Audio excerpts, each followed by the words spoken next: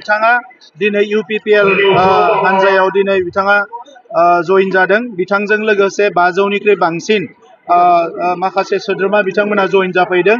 आं बिथांमोनखौ बयखौबो बरायदों आरो खैराबारि ब्लक कमिटिया धरणी बर' आरो बिथांनि गोबां दैदेनगिरि गुबुन गुबुन हारिनि लोगोफोर जइन जानायाव आरोबाव जोंनि दोलोआ जोबोद गोख्रों जादों आरो दिनै बिटिआर ओनसोलनि 40टा समस्तियाव जों नुनो मोनदों रायजो राजाफ्रा 4 बोसोर UPPLनि दैदेनगिरि UPPLनि मावथिफ्रा खामानि मावनायखौ मोजां मोननानै बिथांमोना अननानै दिनै लोब लोब जोंनि हानजायाव जइन जादों आरो बिथांमोना बयबो लुबैदों जे 2025आव जेब्ला बिसायख'थि जागोन UPPL दोलोआनो सरकार दाफिननांगो आरो बिटिआर ओनसोलाव गोजोन आरो खौसेथिया अरायबो थानांगो।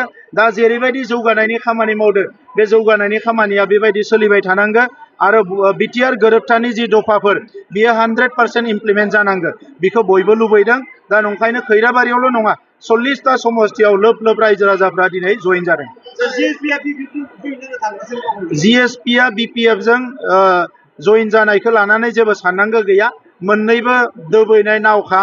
दा बिथांमोना अलरेडि दैयाव दोबैबाय थानाय नावा गंनै जा गंथाम जा जेब्ला दोबैखानानै दंखायोबा बेखौ बोखांनाया एसेबां गोरलै नङा आरो दिनैनि समाव हाग्रामा महिलारि बिथाङा बांलायाव बाङालि मोनसे quotation दङ बिनाशकाले बिपरित बुद्धि होननानै बिथांनि साननायाव मोजां बाथ्रा फैनाय नङा।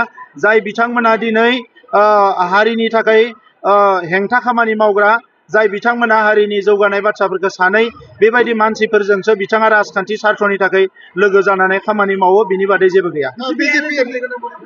बिजेपिनिफ्राय जिहेतु बिथांमोना गावबा गाव गेलेगोन होननानै बे दानो बेखौ बुंनो हाया मानोना मिरुआवबो स्टेटआवबो आरो काउन्सिलावबो जोंहा सरकार दङ बेनिखायनो टाइमाव जों सावरायगोन।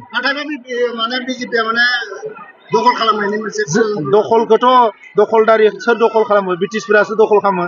जोंथ' दायो बिटिआरआव 3200 बुथ कमिटियाव जोंबो खामानि मावगासिनो दङ।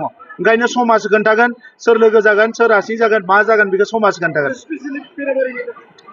खैराबारिनि थाखाय दिनै आङो गोबां फोसावदों। नैबे जि अडिट'रियाम बेखौबो जोङो लुगोन ताम्रेश्वर देवालयखौ लुगोन मिउनिसिपालिटिनि थाखाय 1 कोटि थाखा अफिस लुनायनि थाखाय फोसावदों लोगोसे 1.5 कोटि थाखानि बेयाव गेस्ट हाउस लुगोन गासैखौबो दिनै फोसावबाय बे खामानिखौ फैगोन समाव लासै लासै मावलांगोन। बिराद गोबाव दङ जों बिजाथिनि एप्लिकेसनखौ हाग्रामा महिलारिसो लायो जों लाया।